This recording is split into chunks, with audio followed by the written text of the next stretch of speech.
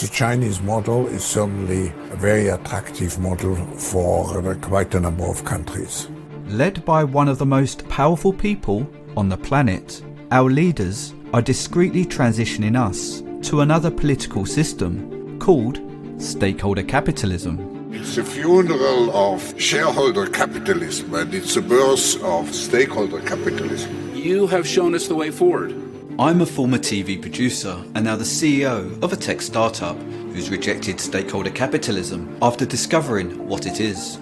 Like the Chinese state capitalism system, stakeholder capitalism places restrictions on the way we run our companies by forcing us to put the interests of a group of stakeholders first. Soon, however, stakeholder capitalism will be mandatory for everyone. We're announcing the UK's intention to mandate climate disclosures across the economy. In this series, I discover how the stakeholders are propagating the transition. It's a race against time to keep stakeholder capitalism on track. By manipulating us to believe shareholder capitalism is making many of us oppressed. Trans rights are human rights. Reform is not possible. Reform is not possible. And fear climate change as an existential threat. Stop oil. People are dying. Families are fleeing their homes. After indoctrinating us to want another system, I learn how the stakeholders are propagating stakeholder capitalism as being better for people and planet. This is the best time for leaders to come together, for the world to become more inclusive, more sustainable. And how this strategy was successful for shifting China to communism. What's going on in our school and in our country is really a replay of the Cultural Revolution in China. The similarities are terrifying. In this series, we will end up with many more unemployed. I expose the stakeholders' plan to accelerate the speed in which AI takes our jobs. About 50% of people in the world will be affected, leaving us dependent on them and vulnerable to tyranny. A new useless class. People who are useless of the economic and political system. And unless we act now, I learn how oppressed we become under stakeholder capitalism. This means turfing people off their farms. CBDCs would give officials a powerful tool of control and manipulation. Banks can now freeze their personal accounts. This technology can turn our communities literally into digital concentration camps. Some people are yelling out, "We're starving." Join me as I investigate the Great Reset transition to stakeholder capitalism.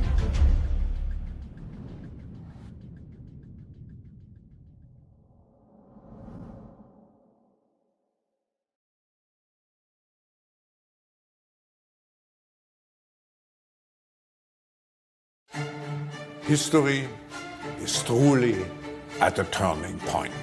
We do not yet know the full extent and the systemic and structural changes which will happen. However, we do know that global energy systems, food systems and supply chains will be deeply affected.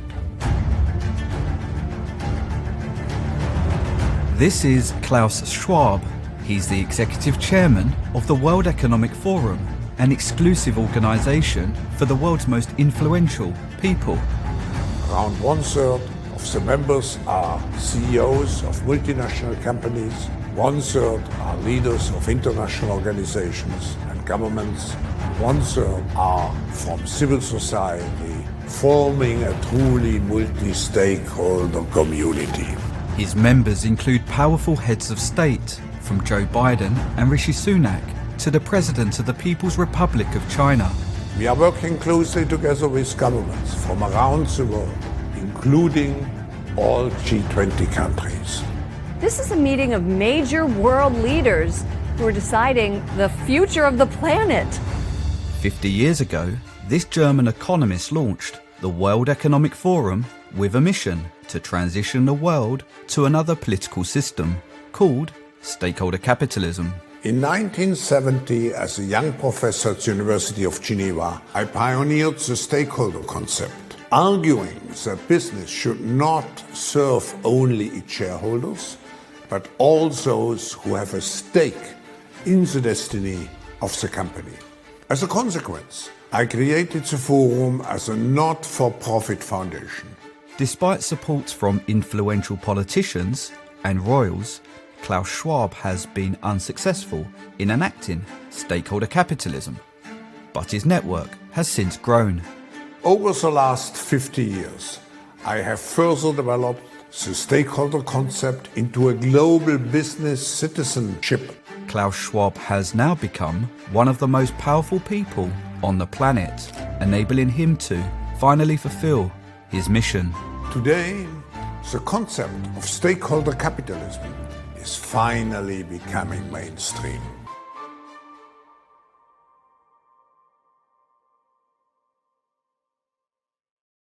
One of the world's most powerful people have recently, undemocratically, enacted a global transition to another socio-economic system. We are talking about a substantial shift which is taking place to an economy which is more based on stakeholder responsibility.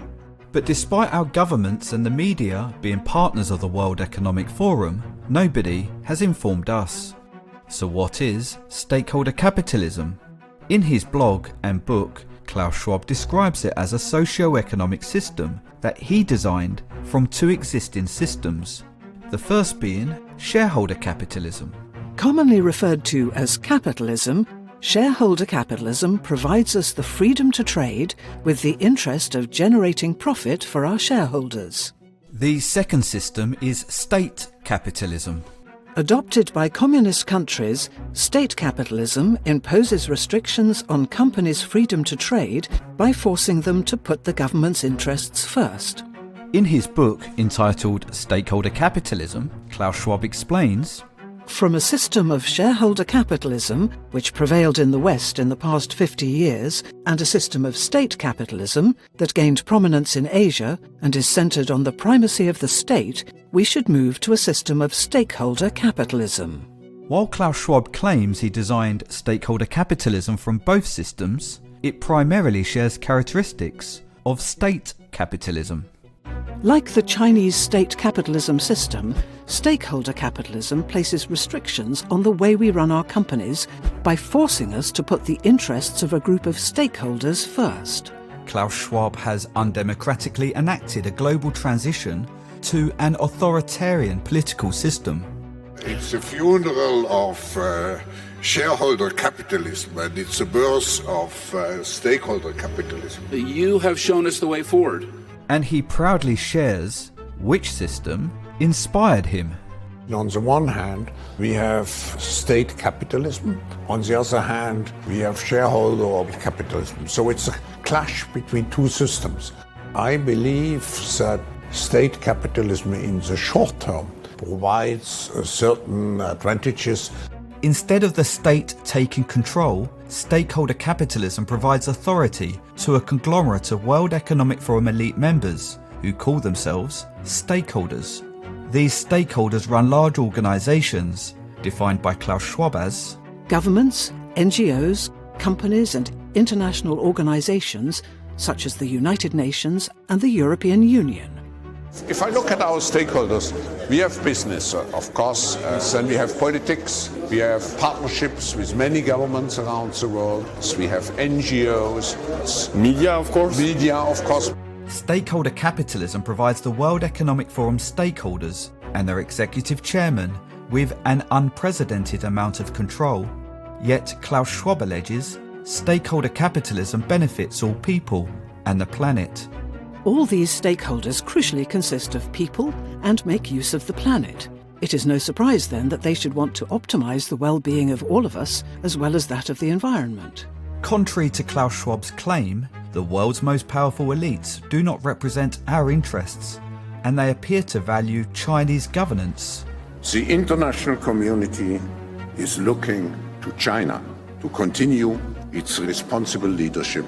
The World Economic Forum have a large operation in China, where Klaus Schwab runs his ominous Global Future Council to explore emerging models of Chinese leadership adapted to a new norm of globalization. And Klaus Schwab is often interviewed by Chinese state media, where he expresses admiration for their communist system. I respect China's achievements, which are tremendous over the last over 40 years. I think it's a role model for many countries. The Chinese model is certainly a very attractive model for quite a number of countries. Klaus Schwab has also built a close rapport with the General Secretary of the Chinese Communist Party. It is my distinct honor and great privilege to introduce His Excellency Xi Jinping. China has made significant economic and social achievements under your leadership. In this World Economic Forum address, Klaus Schwab welcomes Xi Jinping as a stakeholder to govern us. We should join hands and rise to the challenge. I believe this is the best time for leaders to come together and work jointly for the world to become more inclusive, more sustainable. According to Klaus Schwab, stakeholder capitalism is essential for making the world more inclusive and sustainable. Inclusive means an economy that empowers people who are allegedly oppressed, and sustainable means a ban on fossil fuels to supposedly address climate change. These crises have been fabricated by Klaus Schwab so he can enact stakeholder capitalism, a system he alleges is more inclusive and sustainable, as a pre-planned solution. The world which we want to create with the Great Reset, it will have to be more inclusive. Inclusive propaganda was the primary weapon used by Mao for shifting China to communism over a 10-year period called the Cultural Revolution. Originating from a Marx and Engels idea, Mao indoctrinated young working-class Chinese to believe they were oppressed by the capitalists, encouraging them to rise up and overturn capitalism in favor of a system that he alleged was more inclusive. You were 6 years old when the Cultural Revolution began in China. I just want to let the American people know that what's going on in our school and in our country is really a replay of the Cultural Revolution in China. Klaus Schwab and his stakeholders are disseminating Marxist inclusive propaganda to encourage us to rise up and demand a shift to stakeholder capitalism. Reform is not possible. Reform is not possible. We need to defund. We need to defund. I want people to see there's similarities, and the similarities are terrifying. Instead of targeting the working class, Klaus Schwab and his stakeholders are indoctrinating our younger generation to believe minority groups across race, sexuality and gender are oppressed by our capitalist system. I feel guilty that I've not done anything vocally to help the people who are oppressed, and they've been oppressed for so long. My youngest looks very white, so they would look at her and say, "You are an oppressor." Marxist ideas such as critical race theory and gender identity are being propagated throughout education institutions. Books like these are now part of the curriculum, encouraging young people to join social justice movements that are designed to drive a shift to a system that Klaus Schwab alleges is more inclusive. This one is A is for activist. Each letter promotes a different form of protest. N is for no, no, no, no. We have power! We have power! Make some noise if you think that trans rights are human rights. We have seen the signs of anger on the streets, so we have to create a stronger inclusiveness. In the next episode about propaganda, I investigate how Klaus Schwab's personally trained activists and self-acclaimed Marxists who founded Black Lives Matter have been fueling growing national unrest. And I explore the stakeholders' gender identity policies that are indoctrinating us to believe we can be born into the wrong body. I'm sure there are still people who are skeptical about this transformation. They have to trust that the era will be inclusive for them. While we need to do better to address all forms of discrimination, Marxist ideas lead to extreme oppression. And finally, more sustainable, because the next crisis is already waiting for us around the corner, and it is the climate crisis.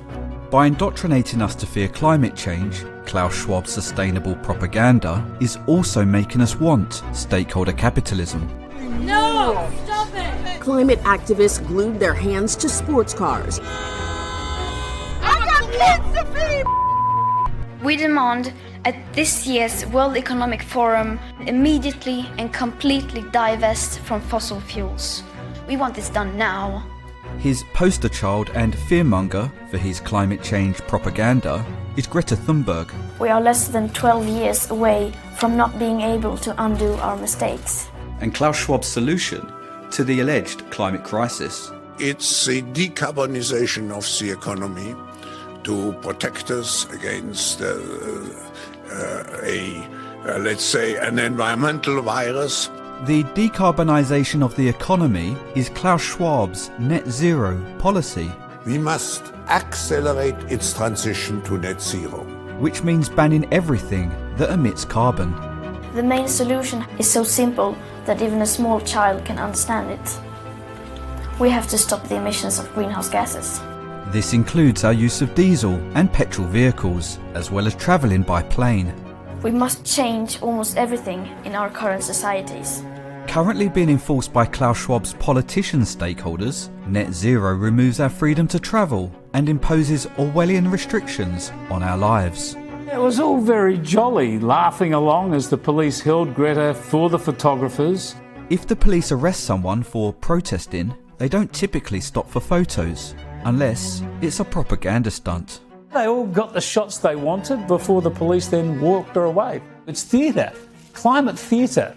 I want you to panic. I want you to feel the fear I feel every day. Sustainable propaganda is designed to make us fear climate change, so we actively demand a ban on fossil fuels. Are you more concerned about the protection of a painting or the protection of our planet and people? And it's working. Many of us are going to extreme lengths to demand Orwellian restrictions on our freedom to travel. Menschen frieren. Menschen sterben. Wir sind in einer Klimakatastrophe. Private jet emissions quadruple for a week each year due to the stakeholders flying to the World Economic Forum's headquarters in Davos to set climate change policies, emitting as much CO2 as 350,000 average cars. You seem to be joining the establishment, not fighting them anymore. Are you not one of them? One of who? What, the people in the private jets and the helicopters flying in here to tell us how to live our lives? The point being, you have to condemn all of them equally, otherwise it's hypocrisy, right? While our freedom erodes, the stakeholders reserve unrestricted freedom to travel in their private jets by purchasing carbon credits, which they claim offsets their carbon emissions. A more sustainable way of doing business that values all stakeholders. We must forget about net zero. We need real zero. While we need to look after our planet, net zero is a propaganda campaign to justify the totalitarian restrictions Klaus Schwab is imposing under stakeholder capitalism. In the next episode, I investigate the climate change science. This is from NASA satellite data. Temperature has gone down. And the stakeholders' sustainable propaganda. At no point during the past 800,000 years has atmospheric CO2 been as high as it is today. The reason you chose 800,000 years ago is because for 200 million years before that it was greater than it is today. Yeah, but there weren't human beings. So how did it get to 2,000 parts per million if we humans weren't here? Your testimony is not serious. Throughout history, tyrants have weaponized anger and fear to manipulate good citizens into committing humanity's worst human rights atrocities. We're angry, we're mad, we're hurt. Well, that fear is going to motivate us. I'm angry at 31. You angry at 16. People are dying. Children are starving. Families are fleeing their homes. Similar anger and fear propaganda is being disseminated by the stakeholders today, making us want another system that's allegedly more inclusive and sustainable. What we're seeing now through the language of the World Economic Forum, this concept of stakeholder capitalism, which really is just communism in drag. Discreetly being enacted by our ruling elites, stakeholder capitalism is global communism, rebranded with a catchy slogan to make it appear better for people and planet. Welcome to Stakeholder Capitalism, a show by the World Economic Forum exploring how economies can be made to work for progress, people, and the planet.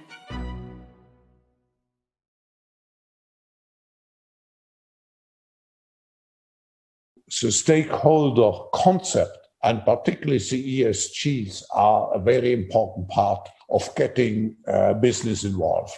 To force us to adopt stakeholder capitalism and make it appear more inclusive and sustainable, Klaus Schwab has launched a corporate credit score called ESG. E stands for environment. In this section, we receive a good score for complying with Klaus Schwab's climate change restrictions. S stands for social. Here, our score improves for complying with Klaus Schwab's inclusive policies, requiring us to employ more allegedly oppressed people and support social justice movements. And G stands for corporate governance. This means the corporation stakeholders who govern us. You have been a fabulous partner in promoting the stakeholder concept. What you did is actually to speak out on social issues. Your support for LGBTQ rights. In order to receive a good score, more brands are hiring ambassadors from the trans community. This month I celebrated my day 365 of womanhood. Check out my Instagram story to see how you can enjoy March Madness with Bud Light and maybe win some money too. And the stakeholders are supporting other inclusive policies. Starbucks says employees will now be allowed to wear Black Lives Matter apparel as part of its dress code, and now they're even making t-shirts for them to wear. If we do not comply to Klaus Schwab's Marxist policies, a subsequent poor ESG score will mean no more funding. The CEO of the largest money management firm in the world and considered the most powerful person on Wall Street, Larry Fink, is a World Economic Forum board trustee. BlackRock focus their investments in companies with good ESG scores. At BlackRock, we are forcing behaviors. That's an investment criteria for you. If you don't force behaviors, whether it's gender or race, you're going to be impacted, and we're going to have to force change. By starving non-compliant companies of funding, investor stakeholders, such as BlackRock, are forcing companies to adopt stakeholder capitalism. This will allow investors to see how the company performs on matters such as climate change, workplace diversity and inclusion, and as a consequence, a sea change in the way companies are run. One elite who rejected his invite to the World Economic Forum and is sounding the alarm about ESG is Elon Musk. We don't want basically some sort of communism rebranded thing, which is like a lot of what ESG is, to be inflicted upon corporate America without the knowledge of the actual shareholders, which is what's going on. The public is being lied to. Elon Musk tweeted, "I'm increasingly convinced that corporate ESG is the devil incarnate. People who follow the Great Reset and the World Economic Forums often warn against it." Elon also tweeted, WEF is increasingly becoming an unelected world government that the people never asked for and don't want. And how is WEF Davos even a thing? Are they trying to be the boss of Earth?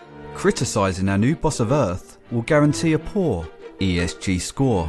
Tesla, a company that makes electric vehicles, has a moderate to moderately poor score. Somehow, out of the 5 US-based automotive companies like Ford, which make gas-guzzling trucks, Tesla's ESG score is the worst.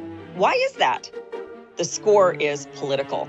What I'm particularly proud of in the case of the development of those ESG metrics is that the initiative came from business, from our 100-plus CEOs. And his 100-plus CEOs will, of course, be guaranteed a good score.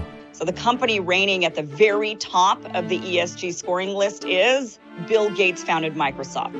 With these metrics, the business world will finally be able to walk the talk on their commitment to ESG performance and the stakeholder principle.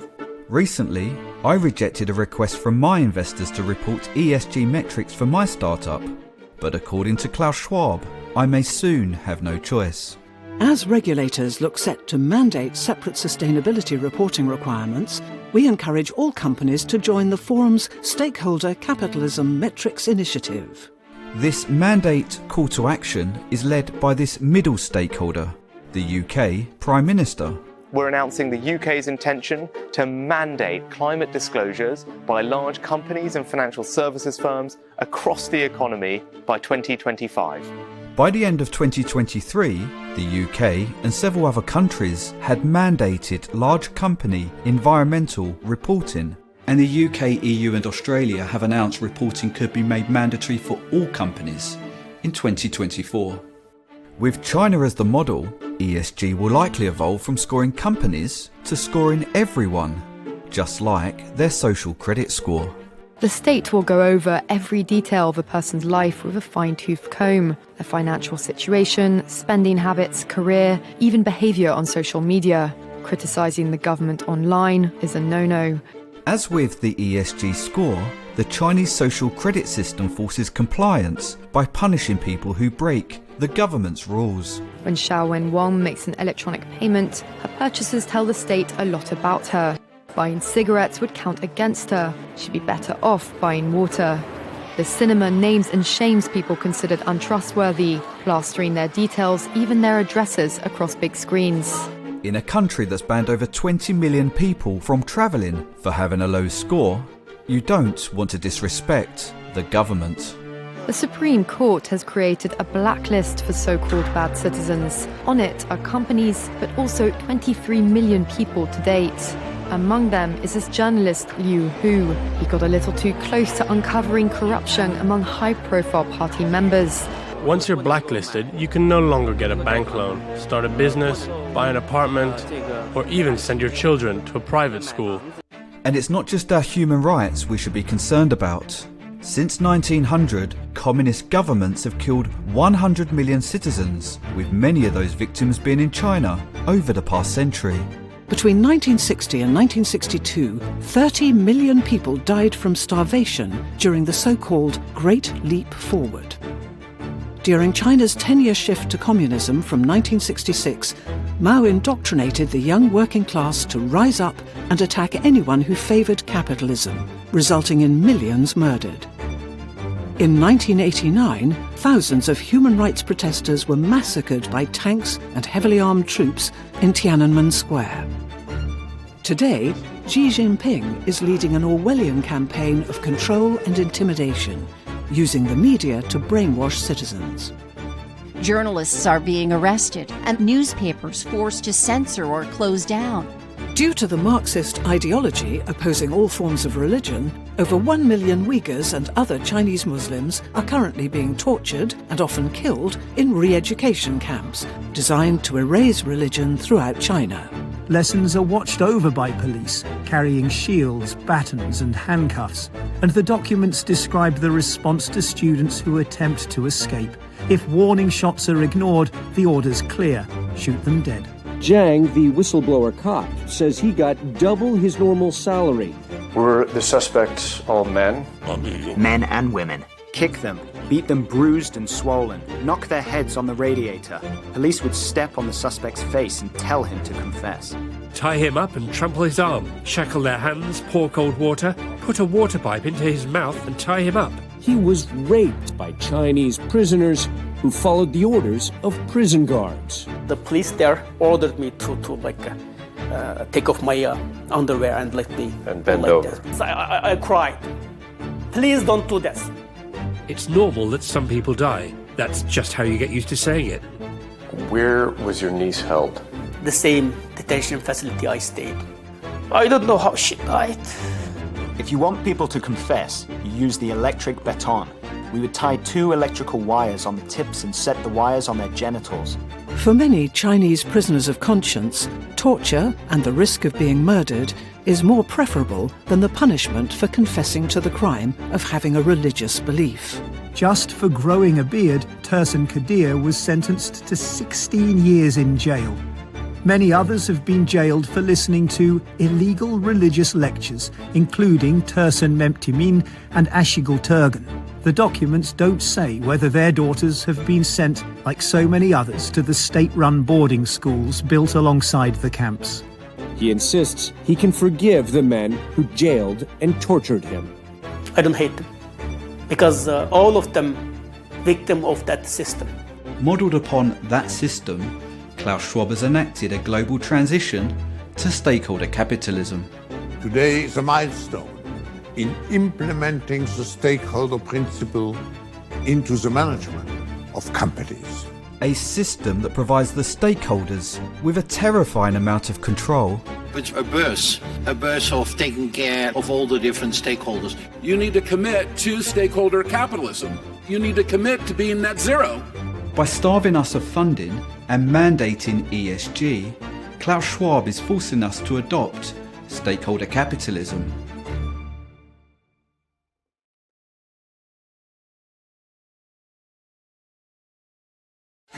Since he launched the World Economic Forum 50 years ago, Klaus Schwab has vowed to enact stakeholder capitalism. What, therefore, makes this decade different? Artificial intelligence, the Internet of Things, cloud computing, advanced robotics, and many others. The fourth industrial revolution has become a reality. In 2017, Klaus Schwab published this book. And with my book, I coined the notion of the fourth industrial revolution, describing how the economy will become disrupted by artificial intelligence. It's coming like a tsunami. It will be overwhelming to see how fast the change will happen in an exponential speed, like the Internet of Things, of course drones, robots, artificial intelligence. This technological revolution changes how we consume, how we produce, how we organize our supply chain. It changes us. Just think of sensors planted into our brains. And the reason why Klaus Schwab is excited? AI is about to take our jobs. I'm convinced that we will destroy, unfortunately, a lot of employment. Just think of self-guided cars and all the drivers losing their jobs. Steering wheel's moving, seatbelts fastened, no one's behind the wheel. Imagine a huge Amazon blimp floating in the sky that can send delivery drones out all across the city. Our life in 10 years from now will be completely different, and who masters those technologies will be the master of the world. When AI takes our jobs, our wealth will shift to the stakeholders who own the machines, making us desperate, dependent, and more vulnerable to tyranny. Here is the line. This will make Klaus Schwab significantly more powerful.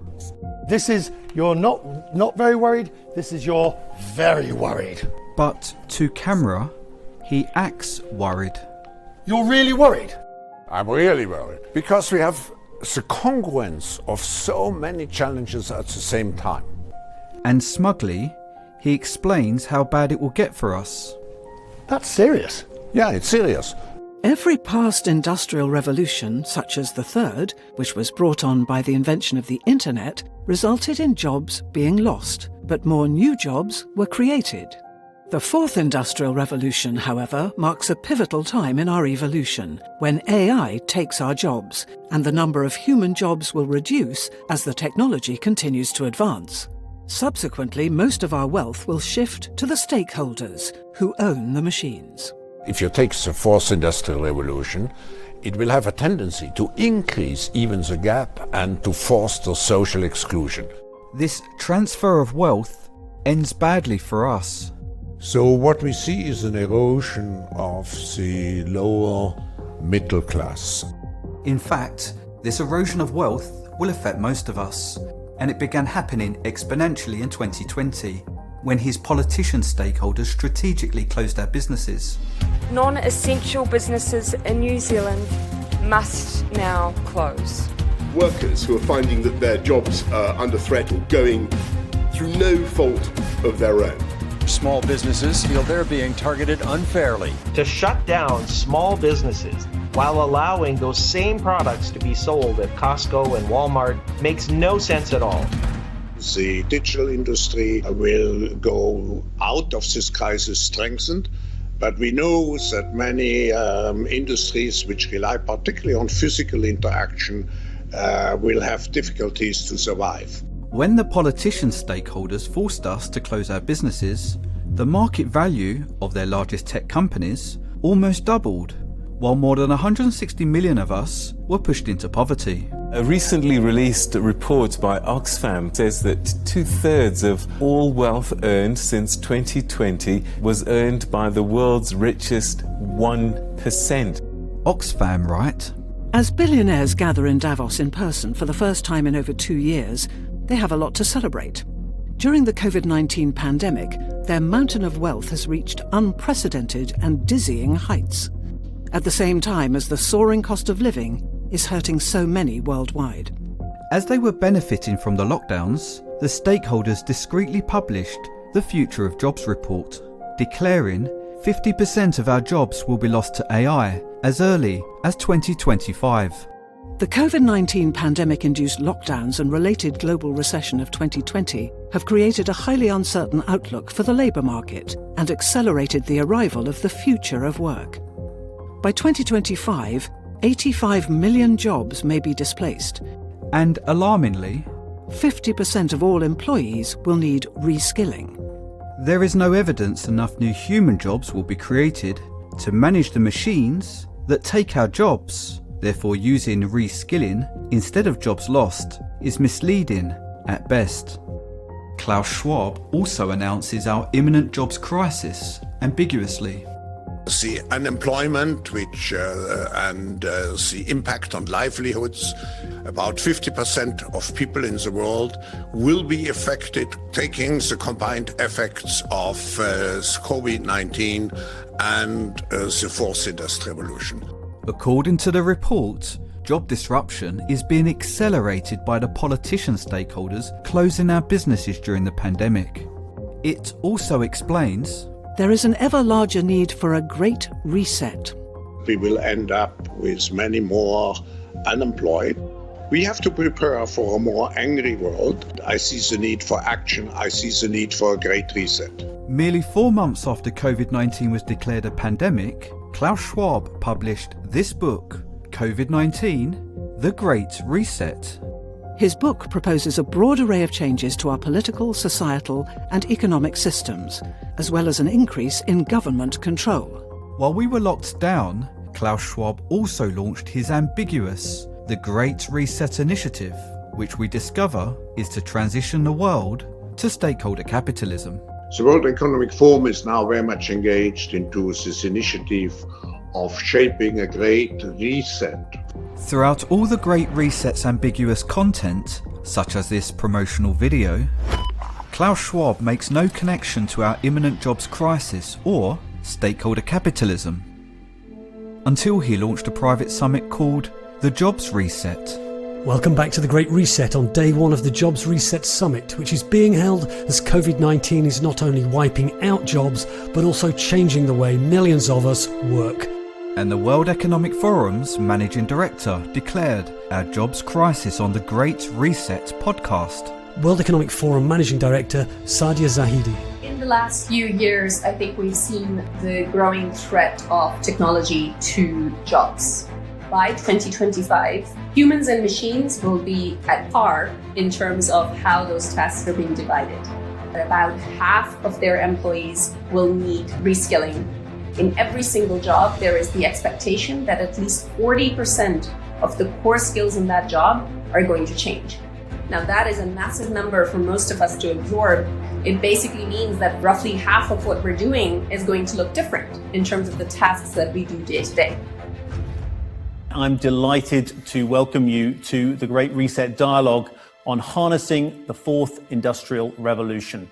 In this discussion, the host asked whether the Great Reset has anything to do with jobs. The big fear people have about the fourth industrial revolution relating to their jobs Their concern is that there will be casualties of this revolution, and that the idea of a reset is really about resetting them out of the workforce and replacing them with robots. And this stakeholder, the CEO of Black & Decker, replied, "The fourth industrial revolution had been slowly wending its way into global supply chains during the 4 years since Klaus Schwab published his work. And then the Great Reset came along. COVID-19 struck. All of a sudden, the digital revolution accelerated, and it's clear that countries, industries, companies, and people with the requisite resources and skills, they will emerge as the big winners, and the gaps will only widen for those that are under-resourced or under-skilled." Initiating the Great Reset, the stakeholders closed their businesses to accelerate our transition to a jobless economy, as explained by the president of the World Economic Forum. Studies show that in the early days of the pandemic, the world leaped ahead 5 years in terms of digital uptake, accelerated these technologies only in 2 months. And demonstrated by the growing number of us who have become homeless. The number one reason why people lost their home is because they lost their job. Dr. Margot Kuchel at the University of San Francisco conducted one of the most comprehensive studies on homelessness in nearly 30 years. So what they told us is they literally had no way out. They had no transportation, no phone, they had no money. They really were stuck. As our wealth shifts to the stakeholders, growing poverty will make us vulnerable to tyranny, providing Klaus Schwab the power to enforce stakeholder capitalism. It's very clear that the devastation from the pandemic could be felt far and wide in terms of livelihoods, in terms of people losing their jobs. It's now a historical moment, a crucial moment to rebuild the future, to reset our policies. But just how vulnerable do we become?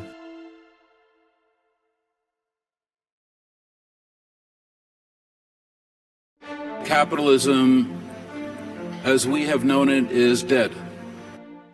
Let's explore what happens to our economy when AI takes our jobs. Each of our necessities has a supply chain.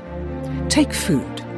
Someone grows it, someone packages it, someone distributes it, someone retails it, and someone delivers it. At each step, people are paid for their contribution towards getting it to our dinner tables. And our salaries are spent back in the supply chains on various goods and services to ensure we get everything we need. Money rotates to create a healthy economy. This system, that we call capitalism, incentivizes us to work across the supply chains, enabling us all to have everything we need for living within a civilized society. In the fourth industrial revolution, however, our jobs increasingly become replaced by AI, leading to most of us losing our salaries. All the money that would have gone into our pockets will shift to the elites, who own the machines, causing the wealth gap to widen at an exponential pace. With less money moving around the economy and our companies finding it harder to compete, more businesses will begin to make redundancies, thus exacerbating the problem. This compound effect will cause the economy to shrink until it finally collapses. And that's not the worst part. In most countries, we have benefit or welfare systems to provide people who are unable to work with a financial safety net. These benefit or welfare pots of money are financed by the tax that's paid by people who work. But when fewer people work, less tax is paid, and the benefit and welfare pots shrink. Consequently, there's not enough money to support the growing number of unemployed. This results in a relatively small number of companies owning most of the wealth, and much of the population experiencing third world levels of poverty. As far as I can see, our economy will crash when AI takes most of our jobs, forcing us naturally to rethink our economic systems. Klaus Schwab figured this out and devised a plan to accelerate our transition to the fourth industrial revolution, a jobless economy with widespread poverty, empowering him to accomplish a mission he's worked towards his entire life. The message from 2020 should be abundantly clear. Capitalism, as we know it, is dead.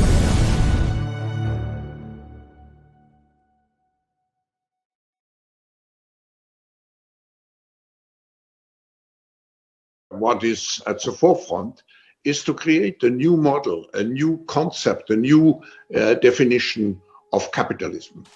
Often, Klaus Schwab and his stakeholders promote the Great Reset transition to stakeholder capitalism subtly. The Great Reset Initiative has a set of dimensions to build a new social contract.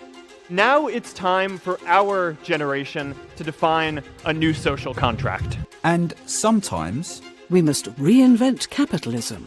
They're more direct. Every country from the United States to China must participate, and every industry from oil and gas to tech must be transformed. In short, we need a great reset of capitalism. We are grateful for your leadership on stakeholder responsibility in accelerating the transition.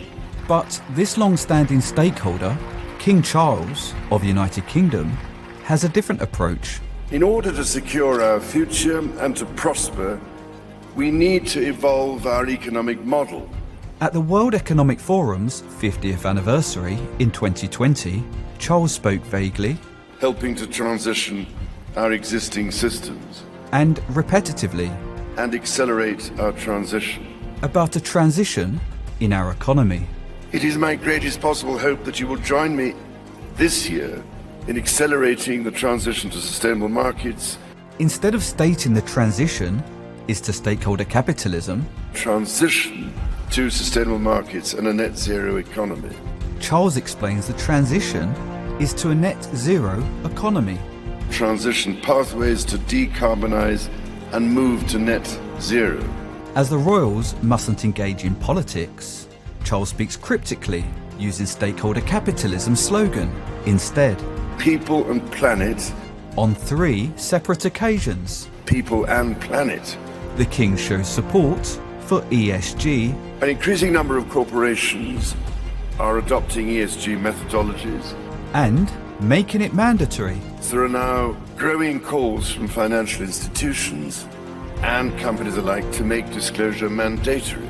After dishonourably and treacherously promoting the Great Reset transition to stakeholder capitalism on stage, his speech was made into another ambiguous promotional video entitled The Great Reset.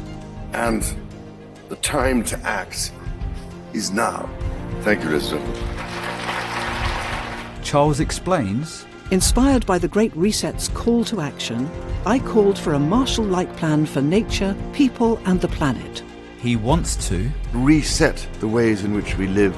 The King is one of many powerful stakeholders colluding in the Great Reset transition to stakeholder capitalism. Other stakeholders include the Managing Director of the International Monetary Fund. History would look at this crisis as the great opportunity for reset. The Secretary General of the United Nations.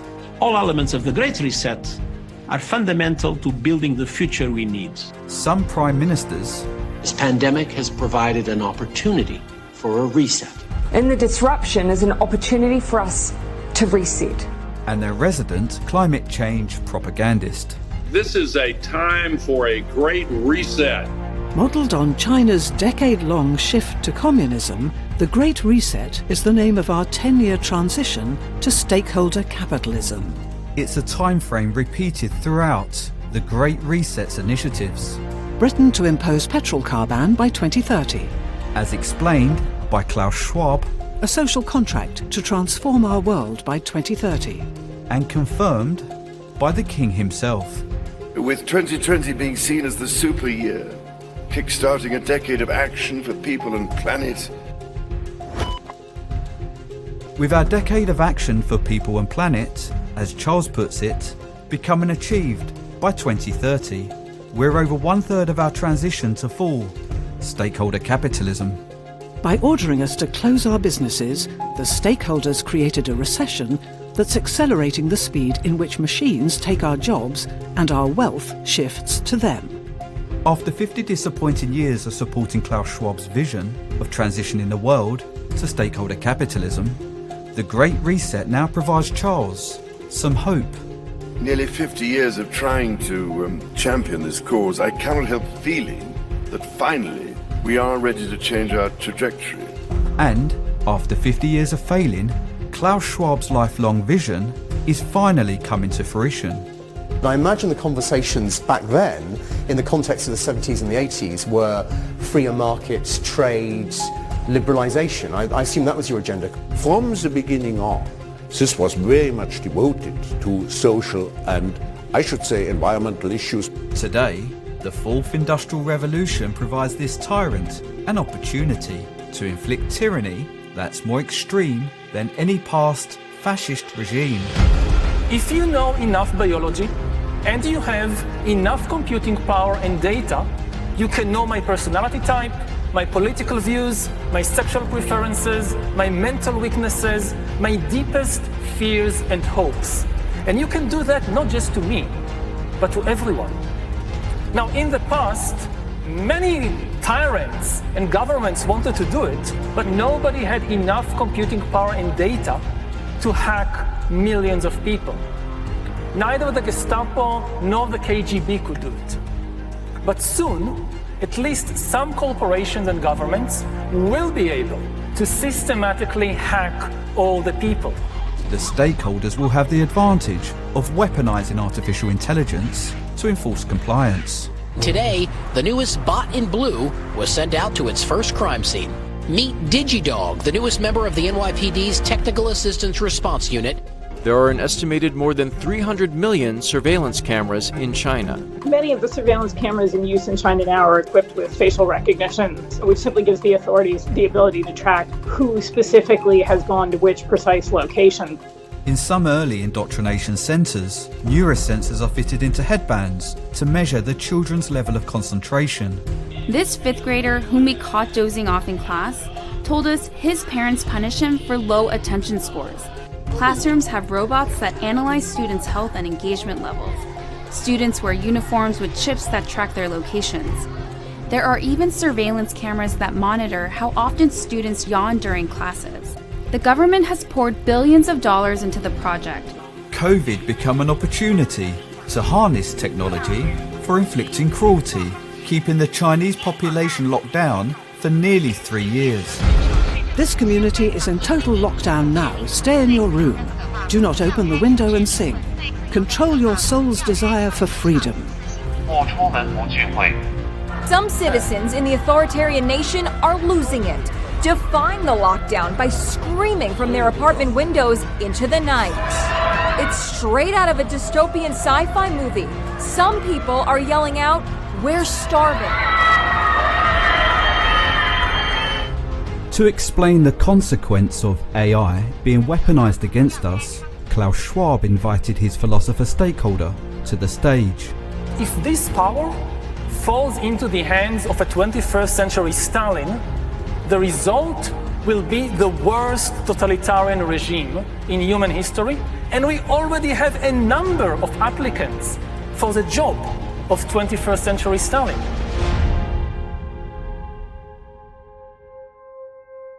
Klaus Schwab.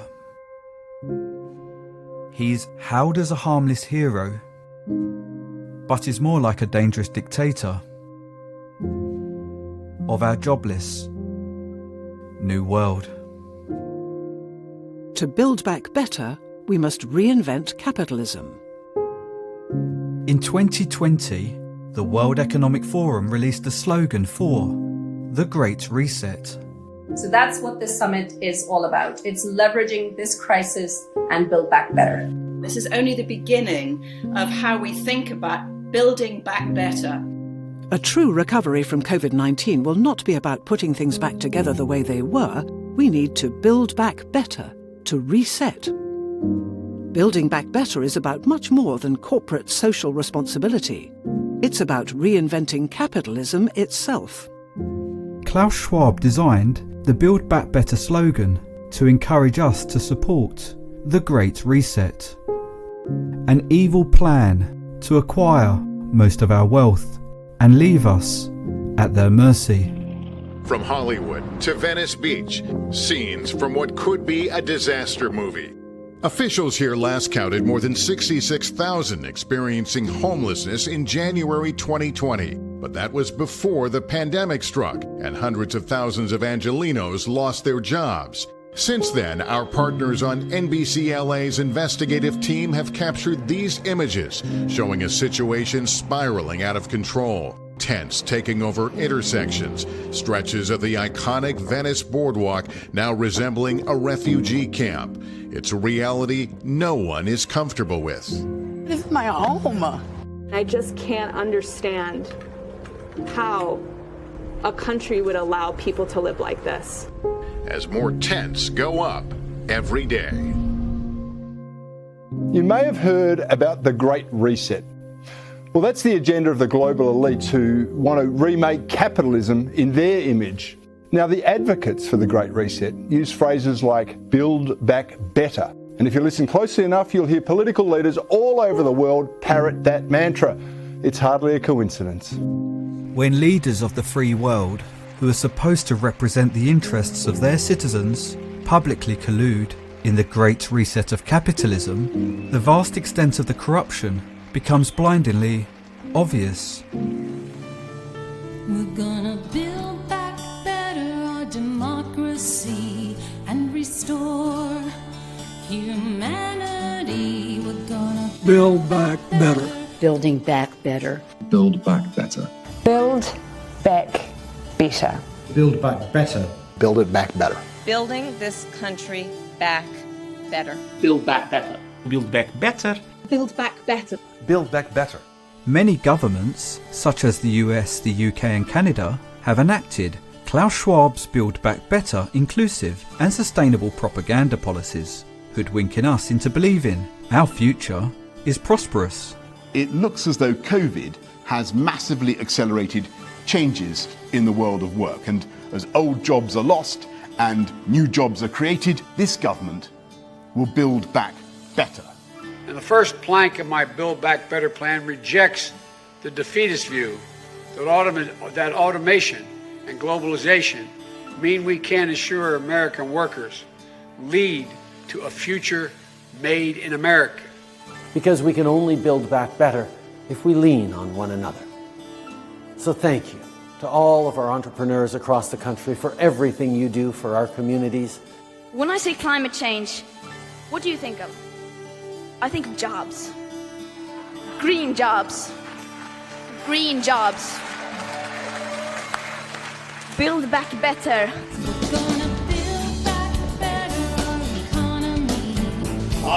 We all want to work together on building back better from the pandemic, a slogan that I think that Joe has used several times. I think he may have nicked it from us, but I certainly nicked it from somewhere else. I think probably some UN disaster relief program. But we want to build back better from the pandemic.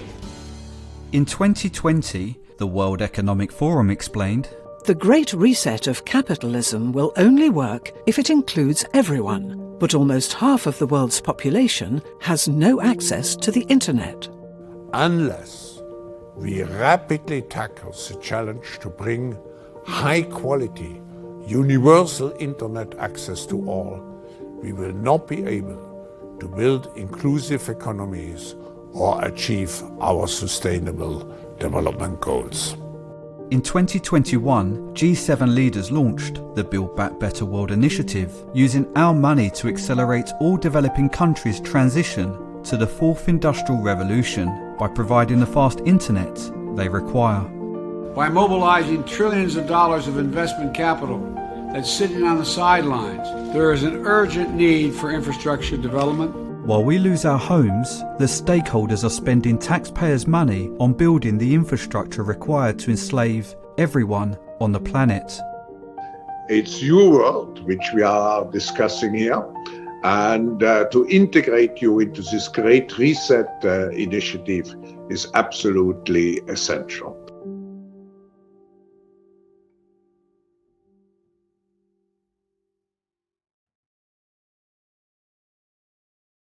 There are some people who claim we are now in a deglobalizing world, but actually, I would say we have to re-globalize this world.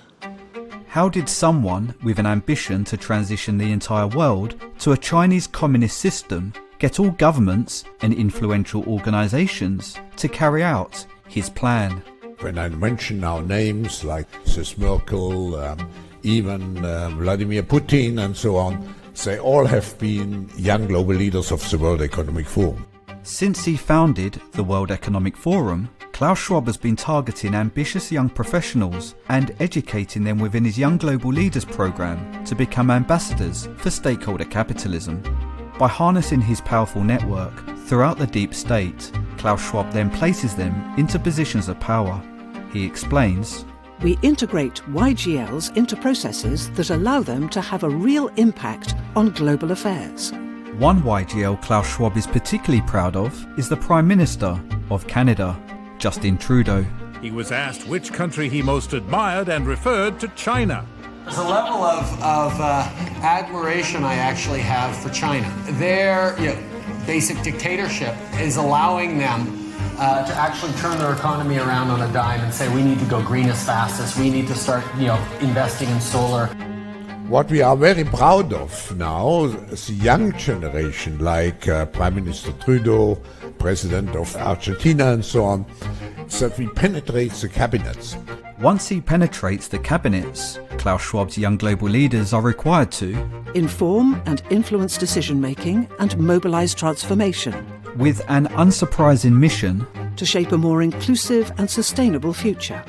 So yesterday I was at a reception for Prime Minister Trudeau, and I know that half of this cabinet, or even more, are actually young global leaders of the World Economic Forum.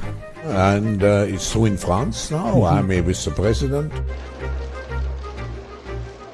Here are the heads of all G20 countries propagating the stakeholder capitalism slogan at their 2021 annual meeting. Recent years, you've had Vladimir Putin, you've had Xi Jinping, President of France, the Chancellor of Germany, leaders from all over the world.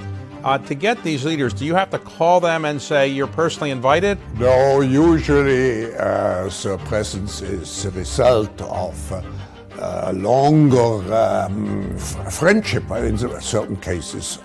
For example, Mrs. Merkel. There was a young member from Eastern Germany appointed to the cabinet as environmental minister, and we made her a young global leader. And I could go on and on. And his young global leaders are dominating other sectors. As Klaus Schwab explains, they are CEOs of Fortune 500 corporations, in royal houses, in leading NGOs and national non-profits, public figures in civil society, sports personalities, and more.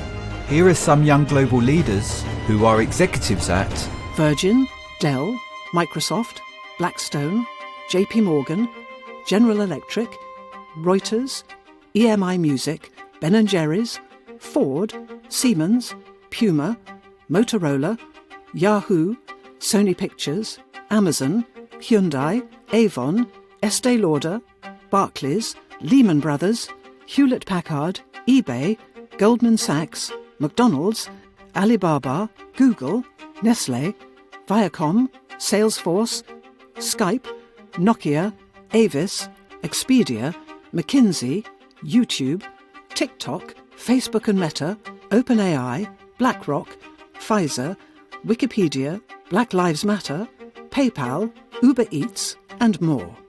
After indoctrinating CEOs and ambitious young politicians, Klaus Schwab has captured most governmental, non-governmental, and Fortune 500 organizations.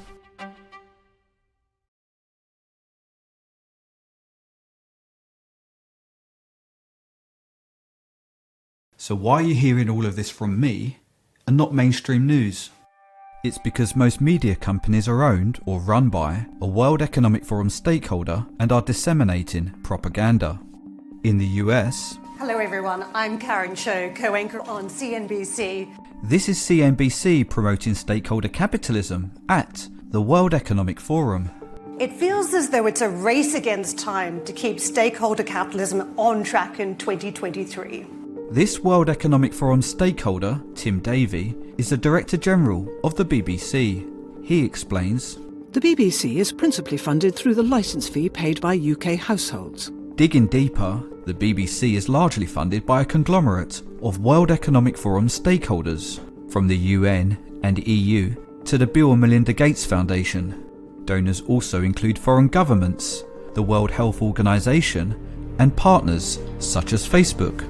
They donate valuable, unrestricted income. This funding evidently buys the stakeholders considerable influence.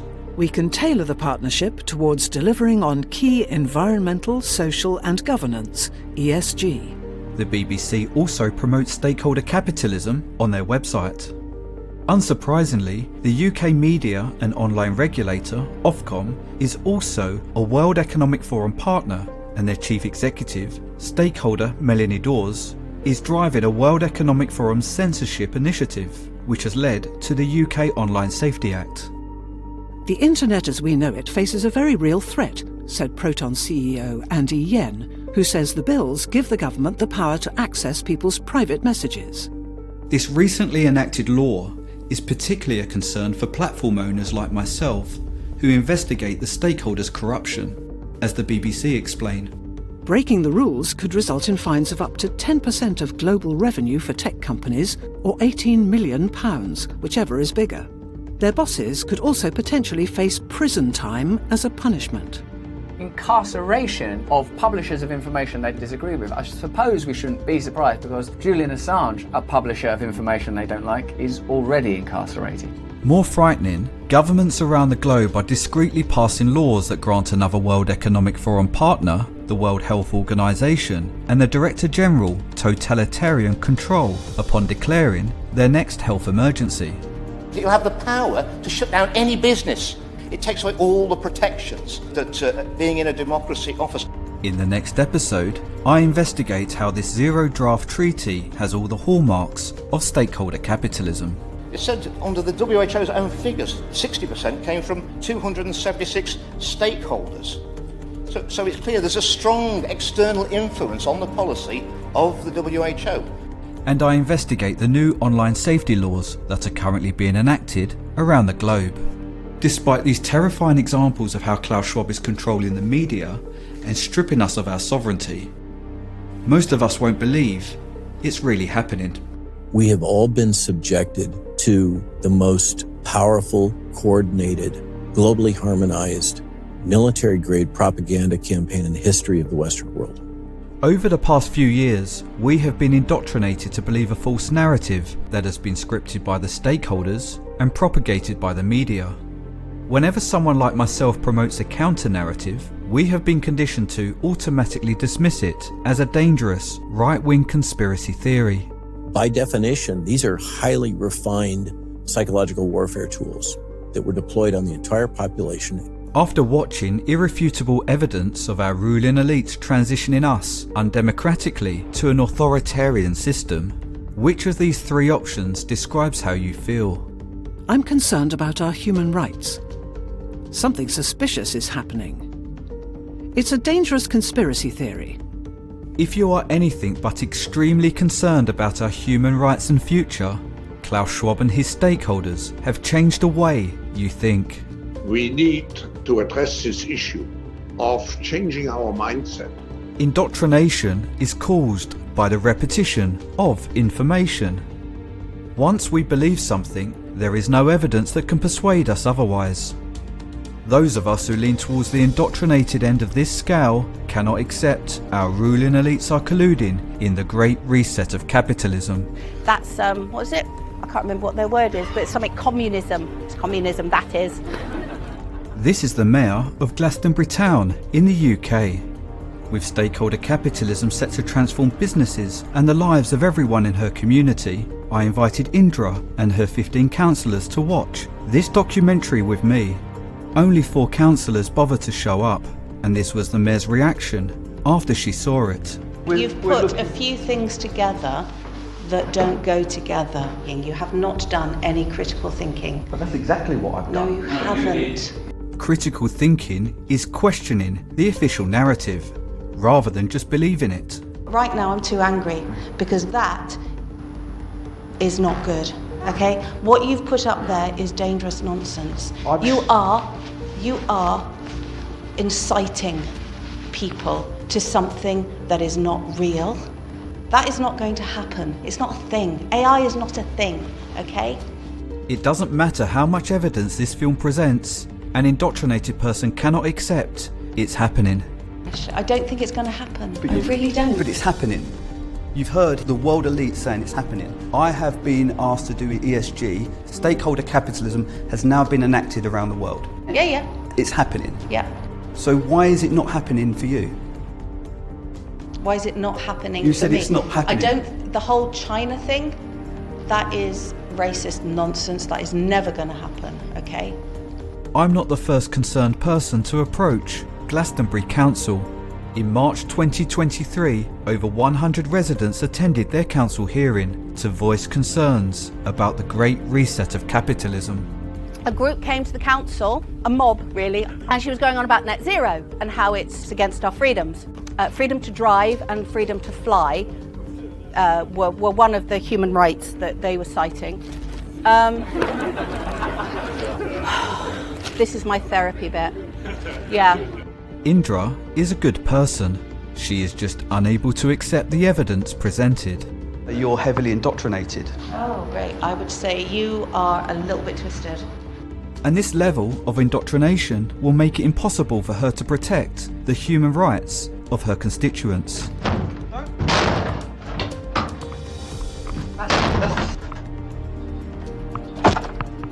What you're doing is dangerous nonsense, and you know it. The stakeholders' propaganda is so sophisticated, they have manipulated us to believe exposing their corruption is dangerous. But who precisely is it dangerous for? Sharing evidence of the stakeholders colluding in the Great Reset of capitalism is only dangerous for them. This is your future. If you've got any children, this is their future too. To regain control of our governments, we can work from the bottom up by ensuring our local councils are not indoctrinated by the one thing that really is dangerous: the far left ideology. People need you to be able to step up and fight for them. Do what? Well, first of all, not run away and tell everyone that it's all rubbish. It's happening. We are transitioning to stakeholder capitalism. Communism thrives by indoctrinating us to believe the restrictions are for our safety and to improve society. This is how the Chinese feel about their social credit system. I think being ranked is a good thing. A society has to have rules. It forces us to be well behaved. This is how the Chinese feel about publicly shaming fellow citizens who report government corruption. It's a matter of principle. Those people have to be condemned. Those people aren't honest, so they have to pay the price. And this is how the Chinese feel about their government monitoring their children's brains. We spoke to parents who were unclear about where the data ended up, and they didn't seem to care too much. Over the past few years, we've also been indoctrinated to believe the lockdowns, mandates, exclusions, cancels, and censors are all for our safety. Some fear we're already witnessing worst-case scenarios. With their climate change propaganda now in full swing, we must just stop oil! We are moving towards a world with Orwellian restrictions on our freedom to travel, one that benefits the stakeholders who own the machines. You will use an app like Uber, but not anymore to call some driver, but automatically guided car, a self-driven car. I had a discussion with the mayor of Los Angeles, who told me in 2030 Los Angeles will be private car-driven free. And this will allow to transform highways into parks and other public spheres. Or another bet which I would make with you. The further we transition to stakeholder capitalism, and the more indoctrinated we become, the harder it will be to restore democracy.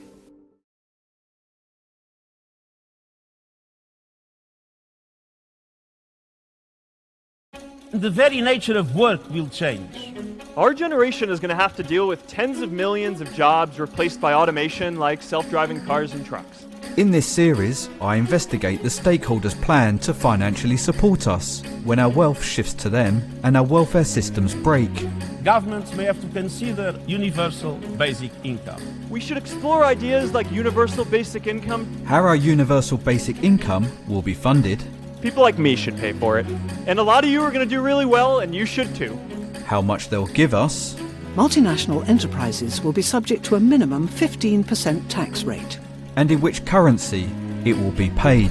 Central bank digital currencies, CBDCs, could be a digital version of money. It would be issued directly by a central bank. As the stakeholders can't give 8 billion of us their money, the central bank will have absolute control. They will need to ensure they get it back by restricting us to purchasing food and leasing homes exclusively from them. By programming CBDC for what kind of use this money can be utilized, for example, for food. Similar to how a coupon works. So this programmability can help government agencies to precisely target their support. In this series, I explore how a programmable CBDC would also enable the stakeholders to control our behaviour. CBDCs would give officials a powerful tool of control and manipulation. By cutting access to our money for travelling outside of our towns, CBDC could be used to enforce climate change restrictions. This technology can turn our communities literally into digital concentration camps. Justin Trudeau being accused of tyranny. If the propaganda has made you unaware, they've done this to us already. Banks can now freeze their personal accounts, the accounts of anyone linked to the Freedom Convoy. Banks have already started to freeze the accounts of people involved in the protests. Starve off or choke off access to money, which of course has now been funding this. They locked up your trucking accounts. That's right. And then also we have another business and they locked that account up too. Unbelievable. Wow. And they didn't just freeze their money. They froze the bank accounts of people that were donating money. Yeah. And they've targeted opposing politicians. Nigel Farage's exclusive bank, Coutts, has closed his account due to his political status. So if they can do it to me, they can do it to you. They already are. Anas Atikriti, he's been debanked 6 times. It's because of my activism. It's because of my political views. Sky News has spoken to numerous individuals who have had accounts closed. None of them have been told why. And CBDC could be used to silence our speech. If we finish up with social media checks on the bank accounts of every individual in this country, we'll finish up with a Chinese-style social credit system. We are just increasing our debt situation. In this series, I investigate a potential economic crash that would enable the stakeholders to build back with their central bank digital currency. The national debt of the United States has exceeded $30 trillion for the very first time. Failing to increase the debt limit would have absolutely catastrophic economic consequences. If we look at the Great Reset, this is comparable to what happened in the Great Depression. Instead of the taxpayer, it would threaten the savings of Americans. I discover who will bail out the banks when the next financial crash happens. It's important that people understand they can be bailed in, but you don't want a huge run on the institution. But, I mean, they're going to be. This will result in a shift in risk, away from taxpayers and towards bank debtors and creditors. The World Economic Forum explain our bank loans and savings could be used to bail in the banks. I almost think you'd scare the public if you put this out. Like, why are they telling me this? Should I be concerned about my bank? If and when we do have to have that announcement on Friday night, ideally Friday night, that people are in a position to receive it, understand it. For us to purchase food with our universal basic income from them, the stakeholders must own the food supply chain. Bill Gates became the largest individual owner of farmland. In this series, I explore what they aim to feed us. GMO wheat, every piece of corn I've ever eaten is GMO corn. So these are things that billions of years of using these products have been done.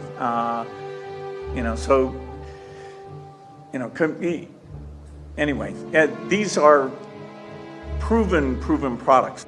Fortunately for the stakeholders, the most expensive food for them to produce is conveniently killing the planet.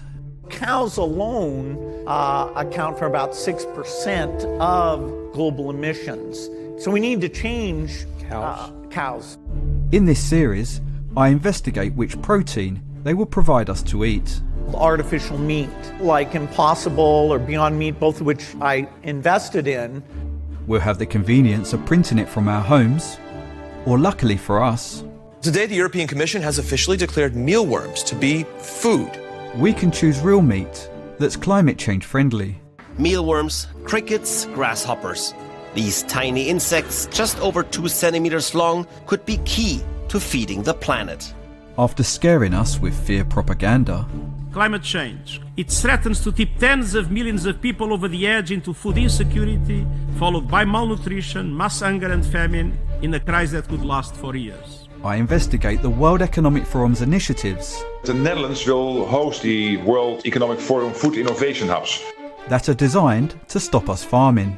This means turfing people off their farms. Massive farmer protests have broken out around the Netherlands. Thousands of farmers have been protesting on the outskirts of Delhi. Trudeau is not alone. Leaders from 4 countries, they want governments like India to scrap farmer-friendly laws. Good evening. Farmers all over the country walked off the paddock today and took their tractors to town. Every fifth farmer you see here today will be gone by 2030. Hundreds of French farmers drove their tractors to Paris. Last weekend, once again, I had a colleague who killed himself. You're not the only farmer with this problem. Farmers are heartbroken, absolutely heartbroken, and they don't know where to turn. Thousands of farmers from southeast Mercia. Well, from all over Ireland, we have no option. We are not paying carbon tax. Hundreds of farmers have driven their tractors into the centre of Belgium's capital. Thousands of farmers from across Germany descended on the city. When we all have to go, where does the food come from? To house us when their machines take our jobs, they will also need to own enough family homes. In January, 33% of all homes purchased in the U.S. were bought by investors, often Wall Street-backed companies with multi-billion-dollar funds. Private equity firms like BlackRock are purchasing entire neighborhoods of single-family homes. Permanent capital is now robbing Americans of that dream, singing "You'll own nothing and be happy." In 2017, Klaus Schwab published this video telling us what our lives will look like by 2030 under Stakeholder capitalism. You'll own nothing and be happy. We'll own nothing because AI will take our jobs. 1 billion people will be displaced by climate change. Under the guise of climate change, smart cities will house the unemployed, so the stakeholders can easily govern us. There will be a global price on carbon. This will help make fossil fuels history. A carbon tax will restrict most of us from travelling, so Klaus Schwab has designed cities with everything we need within a 15-minute walk. Whatever you want, you'll rent, and it'll be delivered by drone. And you'll eat much less meat. This is because meat is expensive for the stakeholders to feed our growing unemployed. The US won't be the leading superpower. That will be China. We'll have to do a better job at welcoming and integrating refugees. And by the time we reach full stakeholder capitalism, Klaus Schwab warns, Western values will have been tested to the breaking point. In the next episode, I explore all Klaus Schwab's agendas and... On behalf of the World Economic Forum and the Bill and Melinda Gates Foundation, I'd like to extend a very warm welcome. I investigate the stakeholders' involvement in the lead-up to the pandemic, which was essential for launching the Great Reset. Essentially, all people are susceptible. It could lead to a severe pandemic, an outbreak that circles the globe and affects people everywhere. I also learn how the stakeholders funded the development of a highly contagious coronavirus in a Wuhan lab. Gain-of-function research was done entirely in the Wuhan Institute and was funded by the NIH. You do not know what you are talking about, quite frankly, and I want to say that officially. You do not know what you are talking about. They took animal viruses that only occur in animals and they increased their transmissibility to humans. And you're dancing around this because you're trying to obscure responsibility for 4 million people dying around the world from a pandemic. Anybody is lying here, Senator. It is you.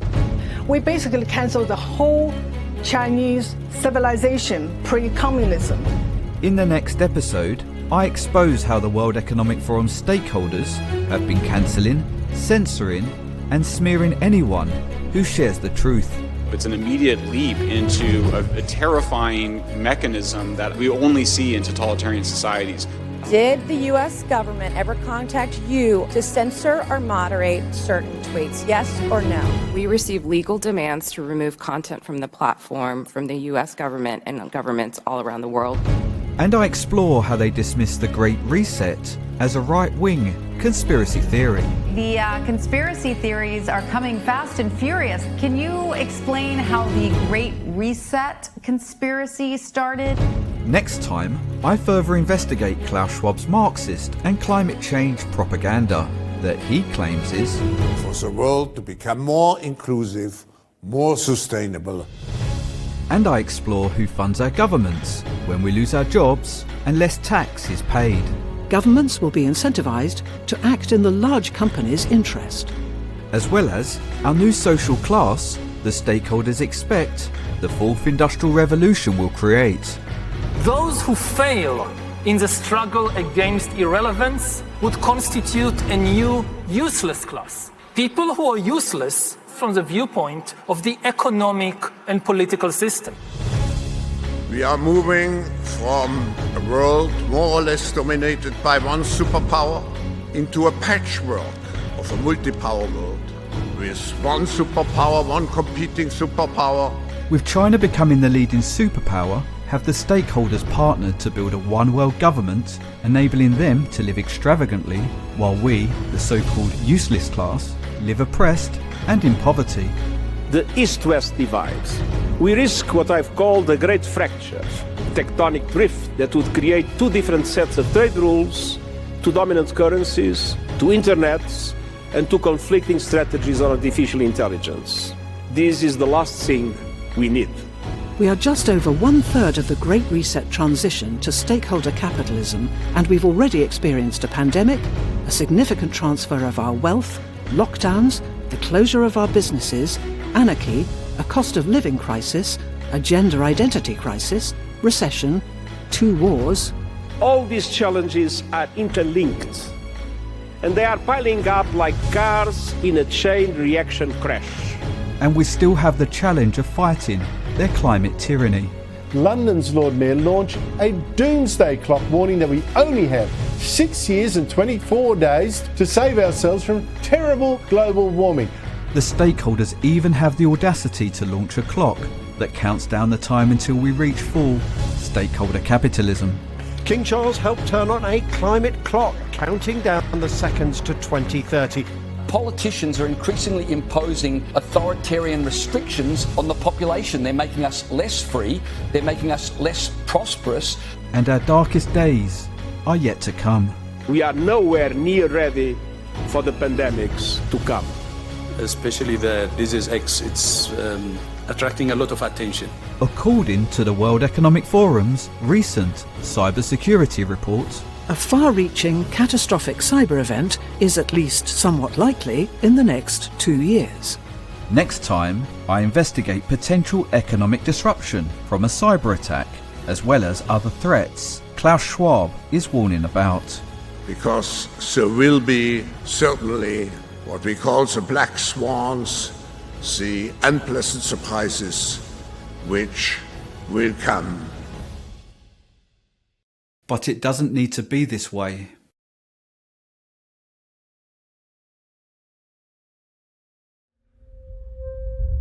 What would your message be to America if they continue to go down this road? I just want people to know that the freedom is fragile, and we can lose it any time if we don't defend it. Around the world, many influential people are fighting for our freedom. Within parliaments, we will continue to fight for freedom, democracy, and the rule of law. We will not shut up, and we will not stop. Some of the world's brightest awake minds have formed an alliance. Our vision for ARC is to build a community of people of courage and strength who will quite literally rebuild the foundations of our nations. We believe there is a better story, and it is one of optimism that sees a future of abundance and opportunity, one that is rooted in the infinite value of every human being, built on the freedoms of freedom of conscience, freedom of speech, freedom of assembly, and woven together with kindness, faithfulness, gentleness, and self-control by a responsible people.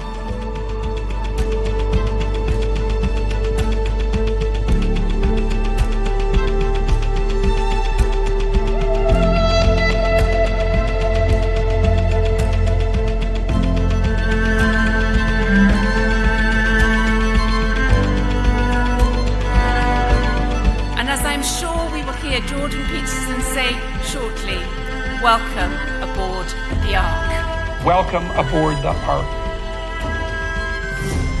And the heroes are not just the courageous people on stage. Millions of us behind the scenes who have taken to the streets, posted online, educated family, and rejected the stakeholders' policies have played a significant role in changing history, as the World Economic Forum explain in their recent The Future of Jobs report.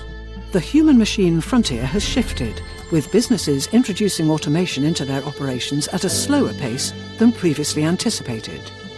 Today, respondents have revised down their expectations for future automation to predict that 42% of business tasks will be automated by 2027. Compared with the stakeholders' 2020 projections, our activism has postponed the transition by 2 years and reduced the automated tasks by 8%. We are at war with the stakeholders. For them to win, they need to ensure the majority of us remain ignorant of their true agenda and support the transition to net zero. For us to win, we need to help many more of us recognise our ruling elites are transitioning us to communism and collectively say no. They want to impose a curfew on you. Say no. Take the power away from them. Simply say no. Let's speak about the Great Reset of capitalism more frequently, remembering our silence is more harmful than upsetting someone who's indoctrinated. And instead of arguing the semantics of how many genders there are, let's just explain what it really is. It's just communism. From lockdowns, closing businesses, mask mandates, vaccine passports, cost of living crisis, recession, and name-calling, smearing, cancelling and censoring, to chemically castrating children and climate change, pandemics, poverty, hunger and death. It's all just communism, the result of too much centralised power. Just communism. The more we repeat it, the more people will believe it. The one thing the stakeholders fear the most is us coming together and becoming organised. By collectively pushing back, we become a force to be reckoned with. I know that more and more people will step up. That's why we're building a new kind of forum, one that's designed to put us in control. Yellow.Forum is a not-for-profit organisation that pledges these following initiatives. We are driving a campaign to inform journalists about the Great Reset transition to stakeholder capitalism and restore freedom of the press. Please help by tagging or sharing this documentary with mainstream journalists. We will help communities transform councils to ensure local politicians are protecting our freedoms. This bottom-up approach will help us take back control of our governments. We will continue our investigation, provide regular news, and host interactive debate shows. Together, we can design a future that works in our favour. Celebrities and influencers, we understand the threat you face of being smeared and cancelled, but they can't do it to everyone. Be among the first brave heroes to speak up by using the Great Revolution hashtag. Unfortunately, we don't have long. If the stakeholders crash the financial system and many of us lose our jobs, it will put us in a vulnerable position. But we still have an opportunity to stop our transition to stakeholder capitalism. So join Yellow.Forum today, and together, let's shape the Great Revolution.